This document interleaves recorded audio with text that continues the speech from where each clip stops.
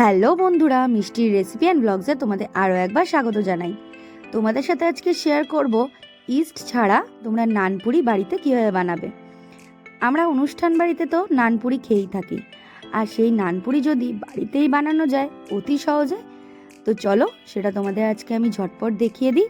আর আমার এই রেসিপি যদি তোমরা ঠিকঠাকভাবে ফলো করো তাহলে কিন্তু একদম পারফেক্ট নানপুরি তৈরি হবে বাড়িতেই। তো চলো রেসিপিটা তোমাদের বলে দিই। সবার ফার্স্টে এরকম একটা বাটি নিয়ে নেব বড়, তাতে কিন্তু নিয়ে নেব 1 কাপ ফ্যাটানো টক দই। এবার যেহেতু ইস্ট ছাড়া তাহলে কিন্তু আমাদের এখানে ব্যবহার করতে হবে বেকিং পাউডার। আমি এখানে 1/2 চামচ বেকিং পাউডার নিলাম, আর নিয়ে নেব 1/2 চামচেরও একটু কম বেকিং সোডা। তারপরে নিয়ে নেব অল্প একটু নুন, আর দেব 1 চামচ মতন চিনি দিয়ে এটা কিন্তু খুব ভালো করে ফেটিয়ে নেব। খুব ভালো করে যখন তোমরা ফেটাবে দেখবে কিন্তু যে একটা বাবলস মতন আসছে, তার মানে কিন্তু এটা খুব ভালোভাবে ফার্মেন্টেড হচ্ছে। এবার নিয়ে নেব বড় কাপের 2 কাপ ময়দা। আমি এখানে 2 কাপ ময়দা ইউজ করছি, তোমরা তোমাদের পরিমাণ মতন কিন্তু ইউজ করবে, কিন্তু মেজারমেন্টটা যেন ঠিক থাকে সেটাও খেয়াল রাখবে। তারপর হাত দিয়ে এটা খুব ভালো করে মিশিয়ে নিতে হবে। এবার এতে দিয়ে দেব রিফাইন্ড অয়েল। আমি এখানে 2 থেকে 3 চামচ মতন রিফাইন্ড অয়েল নিচ্ছি। তারপরে আবারও খুব ভালো করে হাত দিয়ে এটাকে মিশিয়ে নেব। তারপরে ডোটা ভালো করে মাখার জন্য আমি এখানে নিয়ে নিচ্ছি গরম দুধ। তোমরা কিন্তু দুধের বদলে গরম জলও ইউজ করতে পারো, বাট গরম দুধটা নিলে কিন্তু টেস্টটা খুব ভালো হয়, তাই তোমরা একটু গরম দুধ যদি ব্যবহার করো তাহলে কিন্তু খুব ভালো হবে। দেখো অলমোস্ট আমার এখানে ডোটা কিন্তু রেডি হয়ে গেছে মাখা। এবার আমি এর ওপরে কিন্তু অল্প একটুখানি রিফাইন তেল দিয়ে খুব ভালো করে বুলিয়ে নেব, আর আরেকবার একটু মেখে নেব যাতে ওপরে যাতে একদম শক্ত না হয়ে যায়। দেখো আমার কিন্তু মাখা একদম রেডি হয়ে গেছে। এইটা আমি ঢেকে রেখে দেব মোটামুটি 2 থেকে 3 ঘন্টার মতন। একটু গরম জায়গা রাখলে ভালো হয়।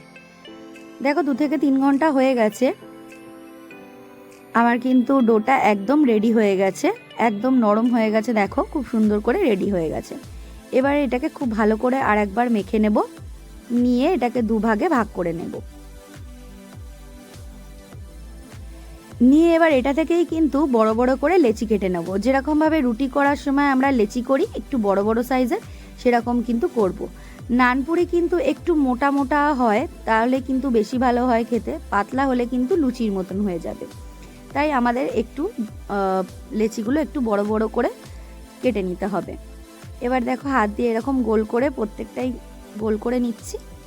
দেখো আমি রেডি হয়ে গেল, গোল করে নিয়েছি। এবার কড়াতে তেলটা গরম হতে দিয়ে দেব।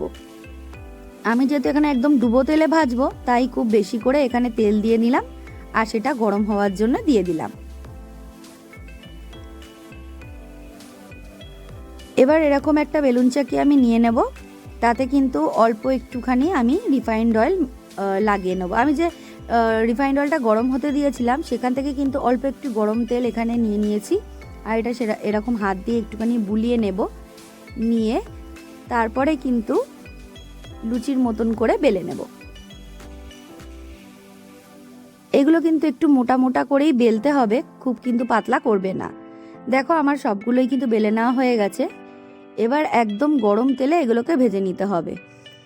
আমি কিন্তু এখানে হাই টু মিডিয়াম ফ্লেমে রেখেই কিন্তু সবকটা নানপুরি আমি এখানে ভাজবো। খুব বেশি একদম জোরে দেওয়ার দরকার নেই। যদি তোমরা ফ্লেমটা জোরে দাও তাহলে কিন্তু পুড়ে যেতে পারে, আর ভেতর থেকে কিন্তু কাঁচা থেকে যাবে। আর নানপুরি এরকম প্রত্যেকটাই কিন্তু খুব সুন্দরভাবেই ফুলে উঠবে। যদি দেখো যে প্রত্যেক কটাই ফুলে উঠছে তাহলে কিন্তু মনে করবে যে ডোটা কিন্তু একদম পারফেক্ট মাখা হয়েছে। আর যদি একদম না ফোলে তাহলে কিন্তু মনে হবে যে ডোটা কিন্তু একদম ঠিকঠাক মাখা নেই। দেখো আমাদের প্রত্যেক কটাই কিন্তু এরকম আমি লালচে করে একটু ভেজে নেব। নিয়ে দেখো কি সুন্দর করে ফুলে উঠছে সব কটাই। ব্যাস আমাদের কিন্তু সবকটা নানপুরি আমি এইভাবেই ভেজে নিচ্ছি। এপিট ওপিট করে ভেজে নিতে হবে। দেখো আমার কিন্তু নানপুরি একদম রেডি হয়ে গেছে। এইভাবে কিন্তু একটা চামচার সাহায্যে আমি তুলে নিলাম। আমার কিন্তু সবকটা নানপুরি রেডি হয়ে গেছে। তোমরাও কিন্তু বাড়িতে অবশ্যই এটা ট্রাই করো, কেমন লাগলো আমাকে কমেন্টে কিন্তু অবশ্যই জানিও। এই নানপুরি কিন্তু মাটন হোক বা চিকেন কিংবা আলুর দম সব কিছুর সাথেই কিন্তু নানপুরি খুবই ভালো লাগে খেতে। তোমরা বাড়িতে অবশ্যই ট্রাই করো। আমার ভিডিওটা যদি ভালো লেগে থাকে প্লিজ একটা লাইক করো, সাবস্ক্রাইব করো আমার চ্যানেলকে, বন্ধুদের সাথে অবশ্যই শেয়ার করো, আর বেল আইকনটা কিন্তু অবশ্যই প্রেস করো। Thanks for watching.